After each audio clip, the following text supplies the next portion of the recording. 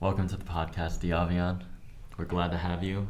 And I know Coach H was talking highly of you on his episode, and what he basically said, if you weren't listening, that you decided to become one of the best, not only in our school, but hopefully in the state. So, given that requires a lot of work, both physically and mentally, and a lot of the times the physical work is thought of before the mental aspect of it. So what would you say you do to keep your mental performance sharp? I'd say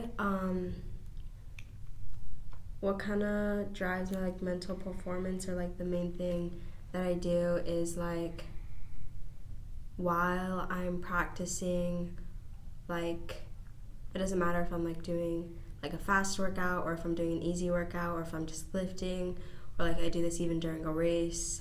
I have this kind of mentality where I just have to constantly push myself outside of my comfort zone.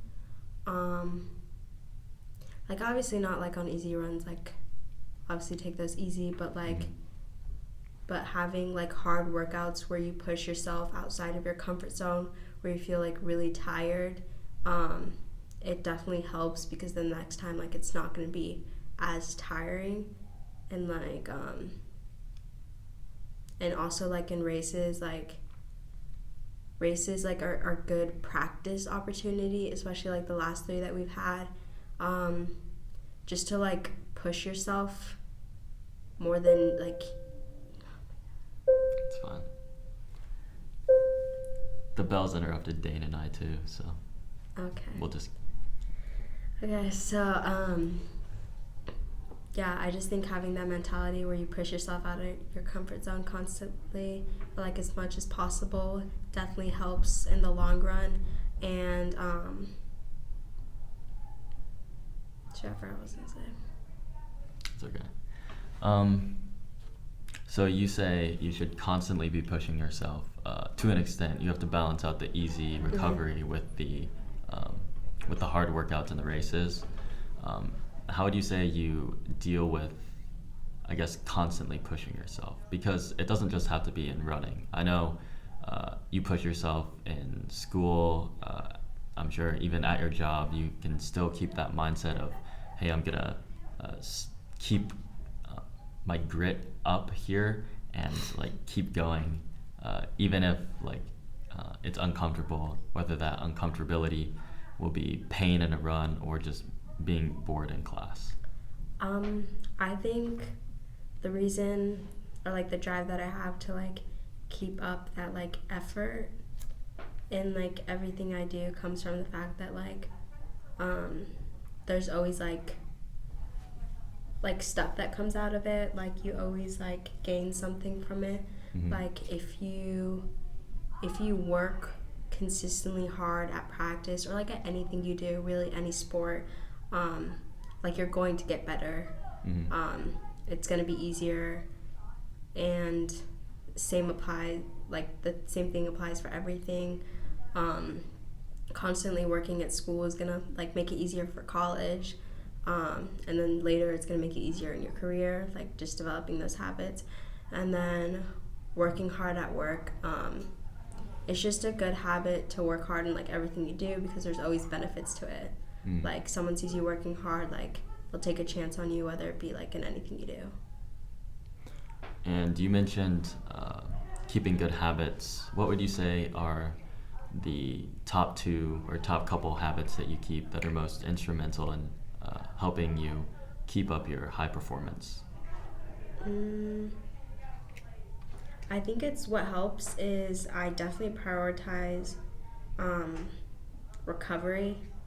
I haven't been injured so far, in all of my years of running, and I think it's thanks to the fact that if I ever feel anything, I'll take it easy, or do stuff to kind of prevent it. I take Epsom salt baths pretty regularly, and throughout track season I'm basically in the ice bath every day. And throwing yoga videos probably once a week, And then I think another thing is sleep. Sleep is very important. Like, sleep affects a lot of what you do. Like, it can change your mood. It can, like, affects a lot. And if you don't prioritize that, like, then, like, you'll see it in, like, everything you do. So I think that helps me, like, stay cool. Okay. So in the first season of Amp Up, Coach H dedicated an entire video on sleep. He recommended a book called Why We Sleep, written by Dr. Matthew Walker. So I know you don't watch the video right now, but I think sleep is something that I guess people really neglect because it feels like you're not getting anything out of it, like you could be doing something different, but like you become more efficient if you take that recovery time and time to recharge. So I'd recommend picking up that book, and if you have access to the first season, going back and at least watching that video, because I think that's one of the main problems, and not just injury, but just in being able to keep up with high performance and not burning out. So on burnout, how do you think you avoid it? And if you do fall into the trap of burnout, how do you think you get out of it? Well, fortunately, I haven't felt burnout necessarily. Well, I wouldn't say that. I think my sophomore year, I felt like I didn't like running anymore. I didn't really enjoy it just because, but that was also when my iron levels were really, really low. So I kind of just like, that's kind of the cause of it. But I think what like has prevented me from burning out is that like when I started running, it wasn't I didn't like running. Like, it's not that I didn't hate it, it's just not something that I like to do. The only reason I did it was because like my best friend joined, and I was just like, okay, like I'll do this too. And suddenly I was like good at it, so I just like kept doing it. And like what's kind of kept me going a lot throughout the years has been like my teammates. I found like the most fun and like some of my best friends like through running. Like just having that at the end of your day is just like, it's like the best part of my day, I feel like, is going to practice. And not because like I'm running necessarily, but just because the people that are there and the people that I get to see. And like eventually, like I feel like after this last year, like I've definitely developed like a love for like running. But like before that, I didn't have that. Like it was honestly just because of like the team and the like atmosphere that we had. Okay. So you talk about something where there's room for improvement when you were younger and you came into your love of running more recently. What would be, a piece of advice for someone not exactly feeling that same thing, but someone younger who maybe isn't like fully all in running yet? I'd say that like just to put your as much effort that you can into it, and if it doesn't work out, then it doesn't work out, but like if it does, then it does. Like I feel like you should take that approach to everything that you do, like no matter what sport. Like sometimes you might not love it and it might not work out at the end, but sometimes it can. What do you think you should do if it doesn't work out? If it doesn't work out, like where they just don't end up like liking that sport? It could be either not liking it or not getting the results they wanted. I think people think that means not working out. Yeah.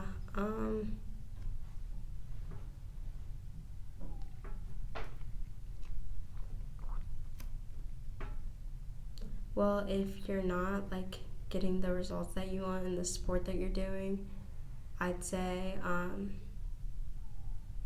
of have to think. That's kind of a tough question.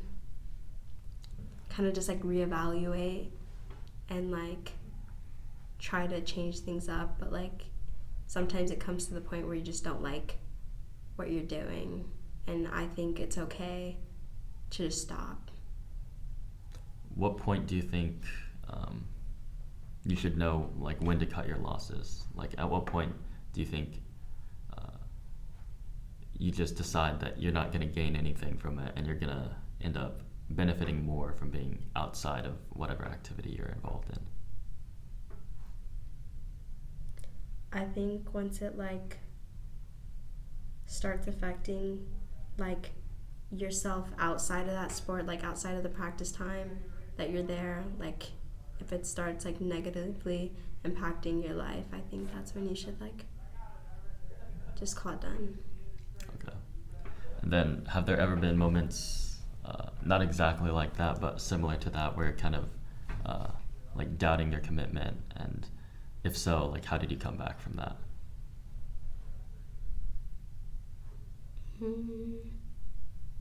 Like doubting my commitment to my sport? It doesn't have to be your sport necessarily, just really anything. I don't think so. Okay. So we talked about that decision having to be made to first off want to become the best, but something off of that, like you have to like have the work ethic to match that. So how do you think, I guess, how did you make that decision? Because we kind of talked a little about the work ethic part of it, but how did you just decide to start, I guess, being better? Yeah. Well, so it all started like my sophomore year. My iron levels were really low. I didn't enjoy running. I just did it because like the team. And then like once like I recovered from that, I came back, and like this was like the COVID year of track. Mm-hmm. And we still had we had one meet before they shut everything down, like one indoor meet. And like it was an optional one, and I ran that meet and I got a PR, and like running felt a lot more enjoyable after that. And I realized that like maybe like it wasn't that I didn't like running, that maybe it was just like my iron levels holding me back.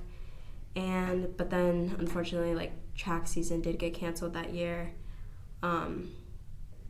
so I didn't like get to run. And then junior year I got to run, and I had like a big growth year. I think I started my year at a 5:45 and then ended at a 5:16. And I think that before, when I worked really, really, like when like I was anemic, I worked really, really hard, but I never got results. And then suddenly, like I worked really hard and I did get these like results. And that's something I didn't have before. And like once that started happening, like I was just like, okay, like let's see how far I can take this. And I realized that like as hard as I worked, like I'd get that out like in return. And that it was kind of like exciting that I felt like no limit to like what I could do. And then do you think the consistency of that helped with that mindset? Yeah, I feel like the more that I thought that, like the more I had like that mindset, like as hard as I worked, like that's how great I can become. Like I haven't stopped improving since then, I feel like. Okay, so you mentioned feeling like you have no limits. And I was just listening to a podcast earlier with the coach of the Newberry Park High School, mm-hmm. which is like the top distance running team in the nation. Or at least for high school, mm-hmm. or even they beat college people too. So they're just crazy. You should look them up. Highly recommend it. But what he was saying was that like that's kind of the mantra of the team, is that they have no limits. Like people look at high schoolers and think 4:20 is fast. He was saying, the coach was saying, like they don't see that as fast. They have guys in high school going sub 4. So how would you say you kind of break through that barrier? I think you have to start with not comparing yourself to other people. Like, even if you think that you're not comparing yourself in a negative way, like, even, like, thinking, oh, like, this should, because you see some people, like, you'll be like, oh, the fastest girl, like, in our state runs, like, a 5-minute mile. Like, I feel like even then, like, and if you're comparing yourself to, like stopping that as your goal, then that's kind of limiting yourself. I feel like the best way to kind of, like, get past that is to not, like, compete with others, but rather, like, compete with yourself.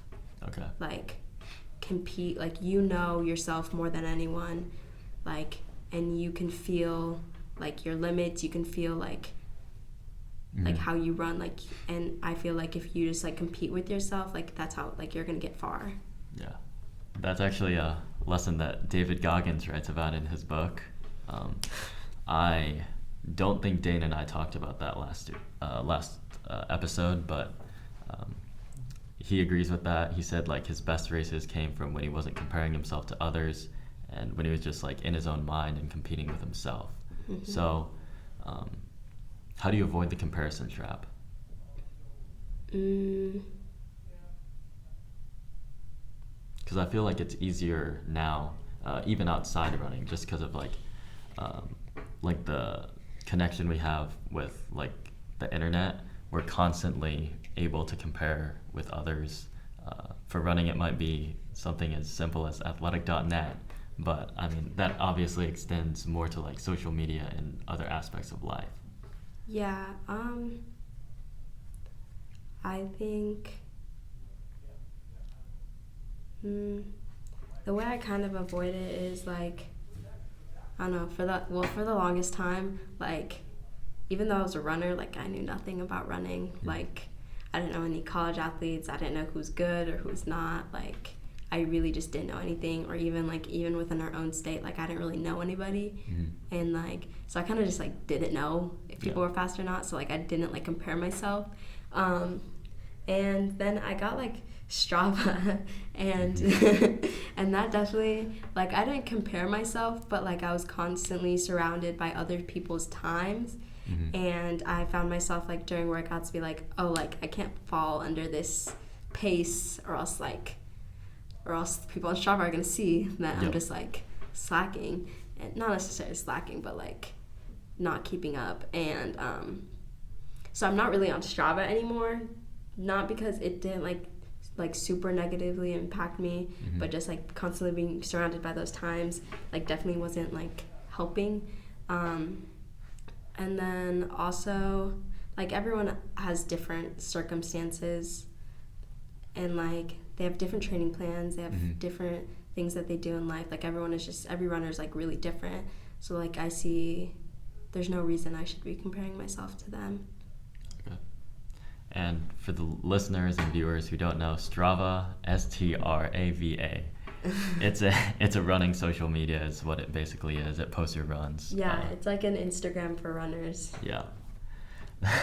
I can't recommend it or recommend installing it personally. I don't use it anymore, but I mean, if that's what you want to do, go for it. Because you kind of talked about it a little bit. It's a double-edged sword. How you could compare yourself in a negative way, but also you could compare yourself to fast runners and be like, hey, I have to push myself in this workout because, like, they're gonna see. So I feel like every way you compare yourself is kind of negative to some point. I feel like even if you compare yourself positively, like, oh, like, they're running slower than me, like, I'm doing well, like, I feel like that in itself limits yourself. So I feel like it's, like, comparing yourself is just, like, not good in both aspects. So,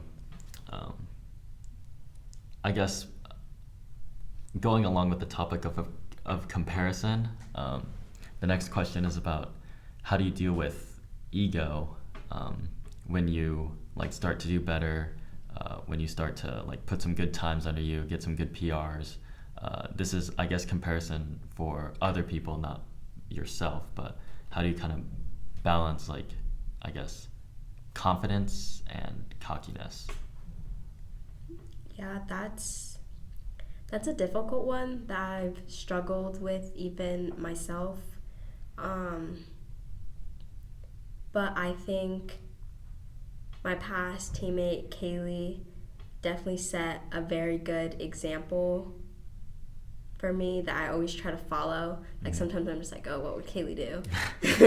And it's like, and I just think that she's very humble when it comes to running, even though she's like extremely good.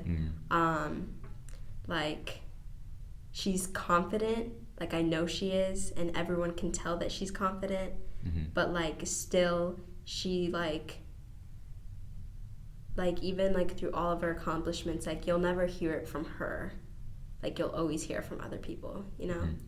And sometimes like, yeah, you can get caught up in the fact that like, oh, I'm so much faster than like this or that, or like, you know. And I think the way I haven't gotten caught up in that is that I don't really think of myself as super great. Not that I'm saying like I'm not good, it's just that there's always gonna be someone better. And like, so you can't really call yourself the best, I feel like. And on top of that, if you just like stay focused on what you're doing and not really thinking about like, or not worrying about like other people, I feel like that helps a lot, and like maintaining like your humility. So you talked about how Kaylee Cruz, an upperclassman, had like an effect on you and still does. So what would you say about like setting a good example as an upperclassman, or even just really anyone on a team? Yeah, I think this past year, being a senior has definitely been like a lot of work. That I didn't realize that it was, just because for so long I've been kind of like, oh, like the freshie, and like kind of like the one like making jokes, like not that I don't take things seriously, but just like having fun, not really like worrying about like responsibility. And I haven't really thought about like, oh, how are my actions like influencing younger people. And I think that has definitely like hit me this year, just because like how Kaylee has influenced me a lot, like, oh, am I influencing other people like a lot as well? So I think that definitely has like stays in the back of my mind, where I'm just like, oh, like there's people watching me, and like, so I think that's definitely like played a factor in it. And can you talk about some of the achievements that you've made throughout your senior year? I know you were basically the senior varsity captain of cross country this year, and I know we collaborated on a lot of like team bonding things. So do you want to talk about kind of the stuff we did, maybe even some of the background work for people who don't really like know what being a senior leader entails? Yeah, okay. Let me think. So in the summer before like conditioning, like before the season even starts, like during our summer conditioning, we always try to do like 3 to 4 bonding events, like big ones, with like the whole cross country team. And so planning those out is something that you need to do, and I think sometimes it's difficult to like organize all of it, and just like trying to find things to do where it's like doesn't cost so much, but then also like it'll like something that'll be fun for everybody. Yep. Like being inclusive with everyone and trying to like make sure like people have fun. And I think another thing that you kind of have on your plate as a leader is making sure the environment is like somewhere that like everyone wants to be a part of, where everyone is included, and it's like a positive environment. So I think some things I've had to do is like kind of like shut down all the negativity and kind of be like the outspoken positive voice, and like trying to make that a fun place for like everyone else. Okay. So being outspoken positively, do you, I'm going to use a hypothetical here. So if you see someone on your team who maybe even is an upperclassman, but you see them doing something they shouldn't, like how do you navigate that confrontation? Because that has to be shut down, because people are going to probably go against the grain, or go with them rather than with the positive ideas. Yeah, I definitely had to do that this year, but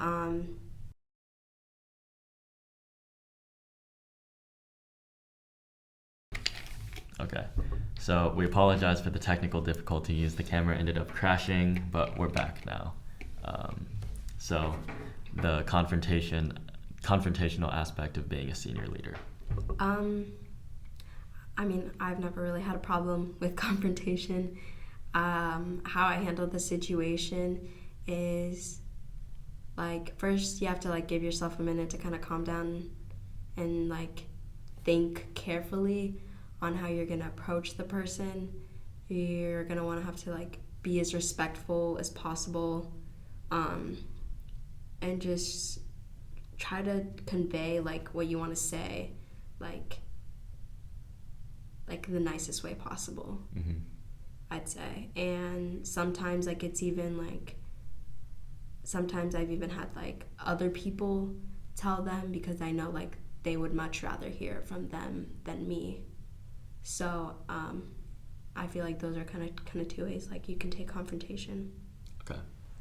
And then we talked a lot about, we talked a little about team bonding throughout the summer.